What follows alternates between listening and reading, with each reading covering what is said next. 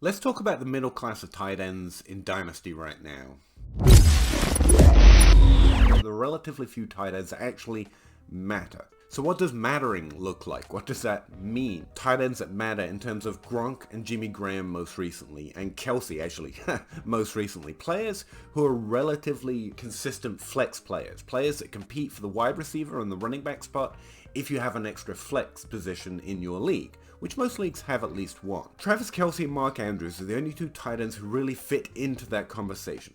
But if you win, okay. Well, and you got to make this trade with the understanding that you're not going to get that value back for Kelsey. Like the value you're getting from Kelsey is going to be scoring points to win you a championship this year. If nothing else, you can accept that someone else in your league is eventually going to value Kyle Pitts as if he could be, if only because all the nerds tell him to. There is always an Evan Ingram avenue of failure, and so I'm just straddling, like, he could just be this value asset that Zach's talking about, but I think he's done pretty well. He's done better I'm not than saying most he of the can't be good. I'm saying that again, exactly. Can I say that just to troll? I will troll Bosch and Gilchrist and be like, no, he is not going to. He is bad. And I would tell them to as well. It's easier to trade for Kyle Pitts now than it has been before. Can I just say that? I think I can just say that. I think that's allowed. We're actually relatively lucky right now. If you hadn't noticed, we don't normally have this many tight ends. Even if you don't like Kyle Pitts because he's not producing points, or you don't like Kelsey because he's too old now and that's not a thing, but still, it's not something you should definitely go out and trade your first round pick for, man. But there's information in breaking down the tight end position that I find remarkably simple, that people seem to consistently, and by people I mean literally my league mates, whether they write content or not, misunderstand, what makes a tight end position seem vexing and confusing. But tight ends, as always, my first article for DLF was trying to explain how consistent and dependable the tight end position is.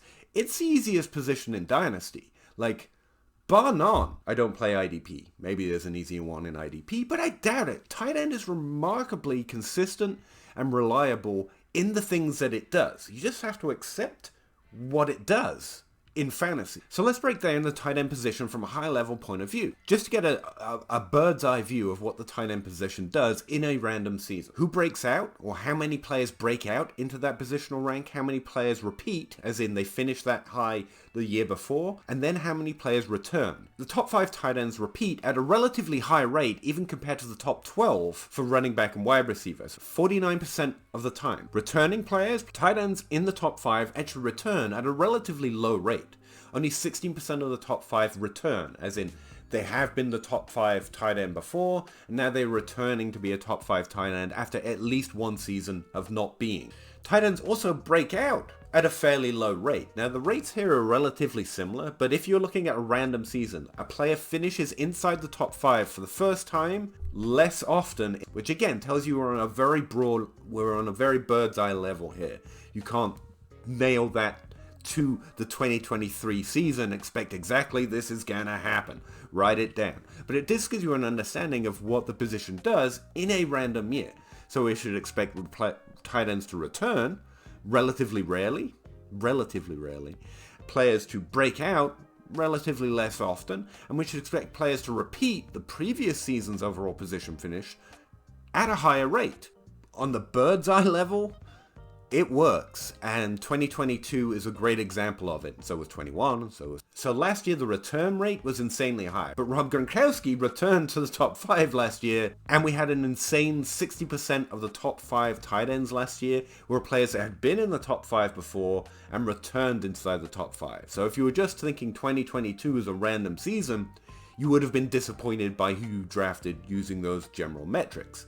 But because it was such a high rate, what we said in the offseason is that is going to come down drastically. We've gone right back down to the average. So 3 simple lessons. Don't hammer them in stone.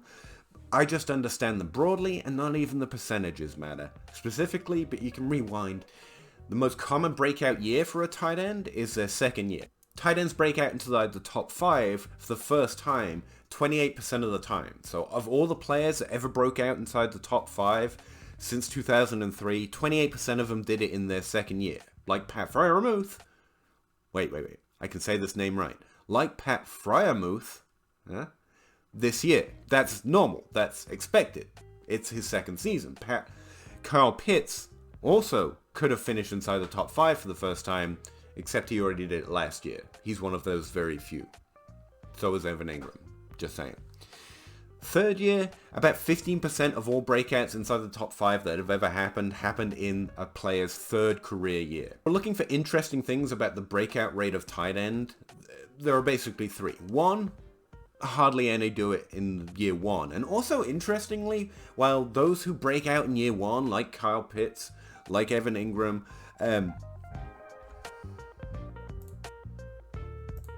like Jeremy Shockey? You're the Giants tight end from like 2002. Yeah, that's actually the only 3 that I know. I think that's the only 3 there ever were. So, it's not bad, definitely. The second interesting thing about the breakout rate of tight ends is that they tend to have this consistent breakout after that third year. So I did the first 3 years and there's a strong arc. But unlike running back and wide receiver, the breakout inside the important positional group, the top 5 positional group for tight ends, is relatively consistent through year 4, 5, and kind of even 6, where you see teens. The third thing, and that relates to both of the other 2, is that tight end breakouts are weird. None of them look consistent. Not all the great ones did it year 1, not all the great ones did it year 2. Some are Delaney Walker. Rob Gronkowski broke out in year 2, as you would expect. Jimmy Graham played 1 year in college and basketball, because it's not different wide receiver. And way too many people treat it as different wide receiver. Much like that consistent breakout percentage after year 3, if you miss that it is a different position working in different ways, you can miss that there is some hope for an Evan Ingram, even though he's playing in year 6 this year, because tight ends kind of do that.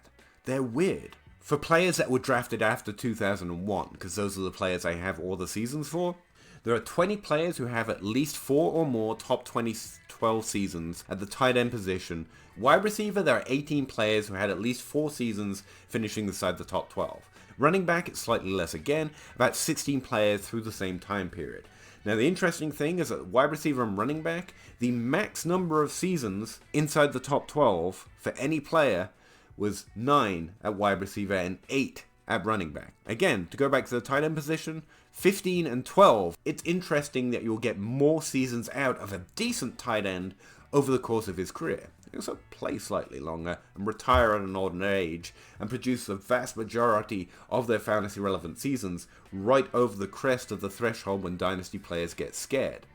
Alright, so those are some expectations for the tight end position that I find people consistently misconstrue and misunderstand because they think it's just different wide receiver. So that's all well and good, but what the hell is a middle class of tight ends? A middle class of tight ends last time was aging veterans just finishing off with Jason Witten and Antonio Gates and Tony Gonzalez just continuing to put up this level of numbers, repeating at a relatively high rate inside these positional finishes, and continue to provide, if not top 36 flex upside, then consistent non-streamability in Dynasty.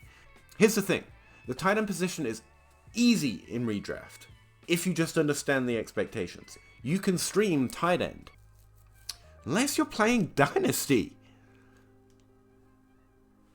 The players are more degenerate.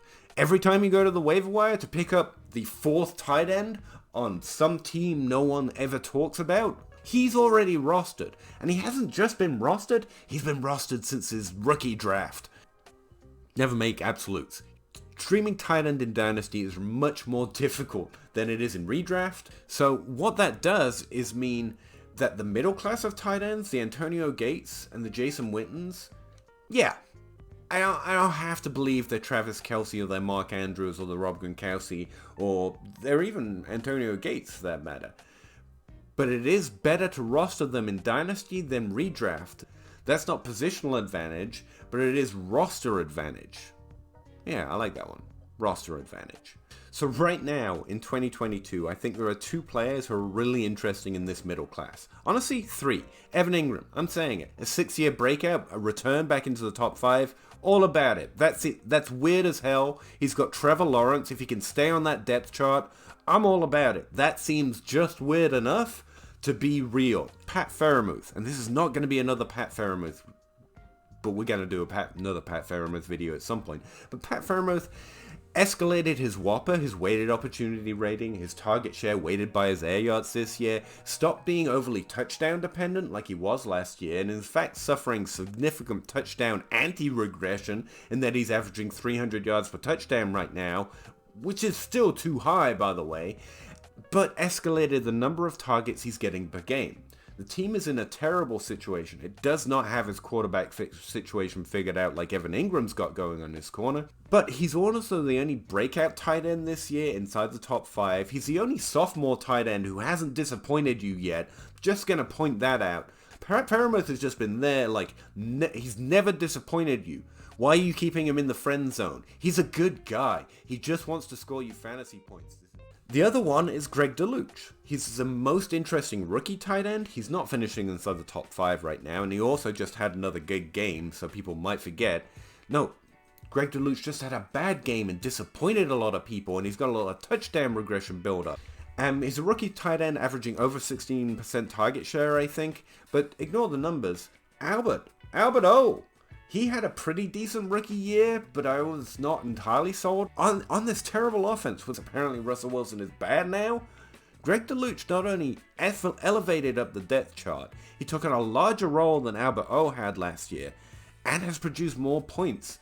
We're used to, you can stream tight ends, and tight ends are wild and unpredictable. No, they're not. I think that's it. Yeah, I think that's it. Thanks again.